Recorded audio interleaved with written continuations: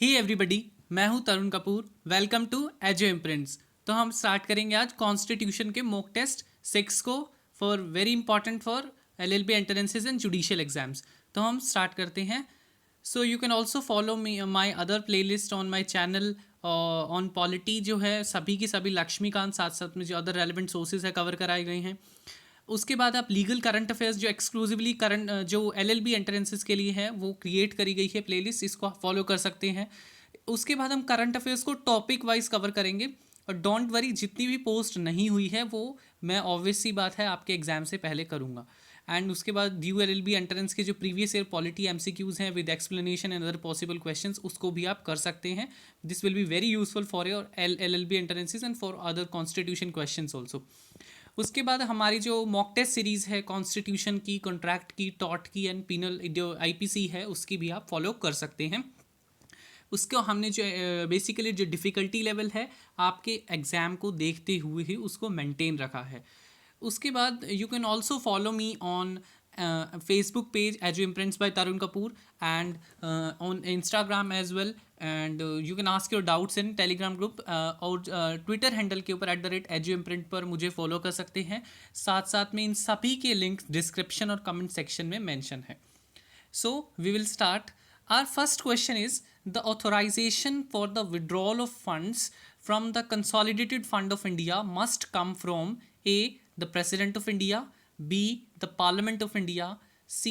the Prime Minister of India, D. Union Finance Minister. So the correct answer is Parliament. ठीक है, जो authorisation देता है, कौन देता है विड्रॉल का फंड्स का कंसोलिडेटेड फंड ऑफ इंडिया से, वो हमारी पार्लियामेंट है। ठीक है, एक लेजिस्लेटिव प्रोसेस से।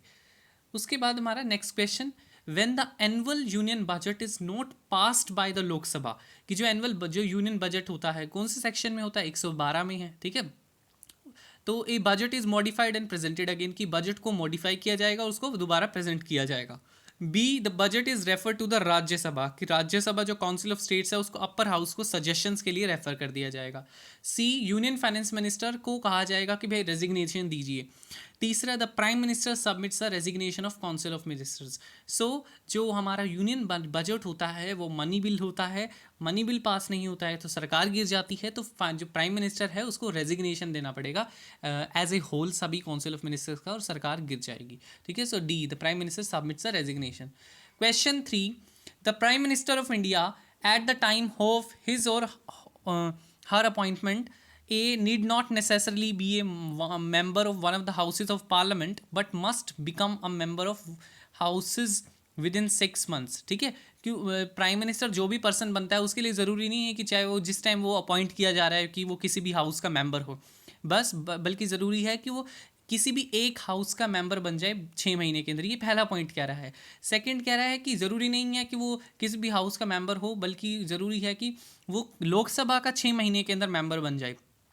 देन उसके बाद में हमारा आ जाता है नेक्स्ट पॉइंट कि must be A member of the houses of parliament. ठीक है, कि वो किसी एक हाउस ऑफ पार्लियामेंट का मेंबर हो, जो लास्ट है ये लोकसभा का मेंबर हो। तो इसका करेक्ट आंसर है कि ज़रूरी नहीं है कि वो हो, बल्कि 6 महीने के अंदर किसी भी हाउस ऑफ पार्लियामेंट का बेसिकली वो बन सकता है। देखिए बेसिकली ये इससे रिलेटेड अदर जो क्वेश्चन आ सकते हैं वो ये भी आ सकते हैं कि हमारे देश में ऐसे कौन से प्राइम मिनिस्टर रहे हैं जो राज्यसभा के मेंबर थे। ठीक है, तो इंदिरा गांधी रही हैं, साथ साथ में जो मनमोहन सिंह है, जो मनमोहन सिंह का दोनों टाइम का जो टेन्योर है वो लोकसभा की सीट के ऊपर नहीं बल्कि राज्यसभा की सीट के ऊपर थे। ठीक है, मोस्टली ऐसा होता है कि जब भी किसी को मंत्री बनाया जाता है वो लोकसभा के चुनाव नहीं लड़ता है, तो 6 महीने के अंदर जिस भी स्टेट की राज्यसभा की सीट वैकेंट होती है उधर उसे जिता दिया जाता है, और ताकि वो उसकी जो पोस्ट है वो बरकरार रहे। सो नेक्स्ट क्वेश्चन हम बात करते हैं। According to the constitution of India it is the duty of president of India to cause to be laid before the parliament which of the following, कि कॉन्स्टिट्यूशन के हिसाब से प्रेसिडेंट कौन सी रिपोर्ट्स को, इन फॉलोइंग रिपोर्ट्स को parliament के सामने रखता है। First, recommendation of the union finance commission, second the report of the public account committee, and third the report of computer and auditor general, and the fourth one is the reports of the national commission for scheduled classes। so देखिए सभी की सभी होती हैं। Public account committee जो होती है वो बेसिकली लोकसभा के स्पीकर को ये रिपोर्ट सबमिट होती है। तो 3 जो हमारा सेकंड है उसको छोड़कर 1, 3, 4 जो सी है करेक्ट आंसर है इसका। ठीक है, Question 5. The distribution of powers between the center and states in the Indian Constitution is based on the scheme. Basically ये किससे रिलेटेड है कि हमने कौन कौन से फीचर कहाँ कहाँ से अडॉप्ट करे हैं. सो ये जो डिस्ट्रीब्यूशन ऑफ पावर है ये स्ट्रक्चरल पार्ट है कॉन्स्टिट्यूशन का, कि हमने कॉन्स्टिट्यूशन में किस तरीके से स्ट्रक्चर को मेंटेन करा है. तो स्ट्रक्चरल पार्ट हमने गवर्नमेंट ऑफ इंडिया एक्ट 1935 से लिया है. सो ये बड़ा इंपॉर्टेंट क्वेश्चन है. ठीक है, जो सेंटर और स्टेट्स के बीच में किस तरह डिस्ट्रीब्यूशन होगा. Then next question, in the parliament of India the purpose of an adjournment motion, कि जो एडजॉर्नमेंट मोशन होता है उसका पर्पस क्या होता है. A, to allow a discussion on a definite matter of urgent public importance, to let the opposition members collect information from the ministers, कि पहला यही है कि डिस्कशन करना किसी निश्चित मैटर के ऊपर जो जिसके लिए ज़रूरी है, वो पब्लिक इंपॉर्टेंस का मैटर है और उसके लिए अभी अर्जेंटली ज़रूरी है डिस्कशन करना. बी, कि जो अपोजिशन मेंबर्स हैं, जो विपक्ष के मेंबर्स हैं, उनसे इन्फॉर्मेशन कलेक्ट करना, वो टू लेट द, कि उनको मिनिस्टर से कलेक्ट करने देना. ठीक है, विपक्ष के मेंबर्स को. ठीक है. And the third is to allow a reduction of specific amount in demand for grant. ठीक है, कि इसमें क्या करना कि कुछ डिमांड फॉर जो ग्रांट की डिमांड है उसके अंदर रिडक्शन करना. Fourth one, to postpone the proceedings to check the inappropriate and violent behaviour on the part of some members, कि किसी पर्सन ने कुछ वायलेंट बिहेवियर करा है या कोई अभद्र व्यवहार करा है प्रोसीडिंग्स के चलते हुए पार्लियामेंट की, और उसको प्रोसीडिंग्स को पोस्टपोन करना, इसलिए एडजर्नमेंट मोशन होता है. मगर इसका करेक्ट आंसर है कि टू अलाउ अ डिस्कशन, एक डिस्कशन करना डेफिनेट मैटर के ऊपर, वही एडजर्नमेंट मोशन होता है. Then next question, which of the following special powers have been conferred on the Rajya Sabha by the Constitution of India. ठीक है, कि कौन से स्पेशल पावर्स दी गई हैं. A, to change the existing territory of a state and to change the name of a state. This is wrong, ऐसा कुछ नहीं है. And to B, to pass a resolution empowering the parliament to make laws in the state list and to create one or more all India services. अब ये कौन से article में है, please do mention in the comment section so that I can analyse कि आपको कितना आता है. तो बी जो है वो करेक्ट आंसर है, यही स्पेशल पावर है राज्यसभा के पास. देखिए, जो थर्ड है, to amend the election procedure of the president. ठीक है, and to determine the pension of the president after his retirement. ऐसी कोई पावर नहीं है राज्यसभा के पास. Then to determine the functions of election commission and the determine the number of election commissioners. This is also not with the, you can say, the Rajya Sabha. So B is the correct. Under which article, please mention in the comment section. Question 8. According to the Constitution of India, which of the following are fundamental for the governance of the country? A, fundamental rights. B, fundamental duties. C, directive principle of state policy. D, fundamental rights and fundamental duties. The correct answer is directive principle of state policy, because these are the instructions of the government of India. Sorry, these are the instructions to the government, to the state, कि you have to follow these principles while making laws. ठीक है, अब ये question भी आ सकता है कि how the DPSPs are being enforce, because वो किस तरीके से लाए जाते हैं, लॉज को बनाकर, लेजिस्लेशन को बनाकर DPSPs को एनफोर्स कराया जाता है, और वो क्या है, नॉन इन्फोर्सेबल हैं. You can not go in the court for the enforcement of the DPSPs. It is upon the state whether they will continue it. मगर ये ऑलमोस्टली ये होते ही इसलिए हैं, मगर जो सुप्रीम कोर्ट की जजमेंट्स आई हैं उन्होंने भी इसको प्रायोरिटी दी है. Then question 9. Consider the following statements regarding a no confidence motion in India. So the first is, there is a no mention of no confidence motion in the Constitution of India, कि no confidence motion के बारे में Constitution में कुछ भी mention नहीं है. Second is, a motion of no confidence can be introduce in the Lok Sabha only. तो इनमें से कौन सी स्टेटमेंट सही है, पहली सही है, दूसरी सही है, या दोनों सही हैं, या दोनों गलत हैं. द करेक्ट आंसर कि दोनों सही हैं. ना तो कॉन्स्टिट्यूशन में मेंशन है और ना ही और ये जो नो कॉन्फिडेंस का मोशन का जो प्रस्ताव है वो सिर्फ लोकसभा में ही इंट्रोड्यूस करा जा सकता है, because Lok Sabha is a house of people जहाँ पर इलेक्ट होकर आए हैं members. Then 10. The power to increase the number of judges in the Supreme Court of India is vested in president के पास है, पार्लियामेंट के पास है, चीफ जस्टिस ऑफ इंडिया के पास है, ये लोक कमीशन के पास है. पार्लियामेंट के पास है. आपको भी पता है कि जो लेटेस्ट हमारा अमेंड बेसिकली जो इंक्रीज़ हुए हैं सुप्रीम कोर्ट के जजेस, वो पार्लियामेंट ने करे हैं.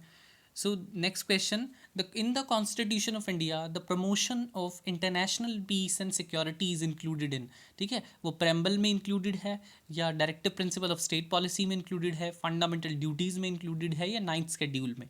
So this is mentioned in directive principle of state policy. Which article? Mention in the comment section. Question 12, with reference to National Legal Service Authority consider the following statements. देखिए, it's objective is to provide the free and competent legal services to the weaker section of society on the basis of equal opportunity. किसका objective है कि free और competent मतलब अच्छे तरीके अच्छी services legal services available कराना जो वीकर सेक्शन है हमारी सोसाइटी का इक्वल अपॉर्चुनिटी के बेसिस के ऊपर. सेकंड, इट इश्यूज गाइडलाइंस, ये गाइडलाइंस इशू करता है जो स्टेट लीगल सर्विस अथॉरिटीज़ होती हैं, जो कि लीगल जो programme national legal service authority ने बनाए हैं और जो स्कीम्स ने बनाई हैं उन्हें इम्प्लीमेंट कराने का काम स्टेट लीगल सर्विस अथॉरिटी का होता है थ्रू आउट इंडिया. अब इनमें से दोनों कौन सी स्टेटमेंट सही है? ए सही, पहली सही है, दूसरी सही है, ये दोनों सही है या नहीं? ये दोनों सही हैं. नेशनल लीगल सर्विस जो है अथॉरिटी है, ये कौन से एक्ट में है? If anybody knows mention in the comment section, otherwise I will tell. ठीक है, कि कौन से एक्ट में ये मेंशन है, जो नेशनल लीगल सर्विस अथॉरिटी है कौन से एक्ट के अंदर ये कौन से एस्टैब्लिश करी गई है. ठीक है. Next question is what is the minimum age for a candidate to be elected as the president of India? 20 साल है, 30 साल है, 35 वर्ष है, 35 ईयर्स है या 25 है? सो 35 है. ठीक है, 35 ईयर्स की मिनिमम एज होनी चाहिए for elections of the president of India. और राज्यसभा के जो मेंबर्स होते हैं उनकी 30 होती है, लोकसभा के जो मेंबर्स होते हैं उनकी 25 होती है, पंचायत में आपने इलेक्शन लड़ना है तो वो उधर 21 साल होती है. So these are the 4 important ages you should remember for your exam. Then next question, the functions of which of the following body in India are limited to advisory nature only. ठीक है, अब advisory nature किसका है? Legislative council, Rajya Sabha, legislative assembly या Lok Sabha? The correct answer is legislative council. Legislative council कितनी states में है ये भी बड़ा इंपॉर्टेंट है.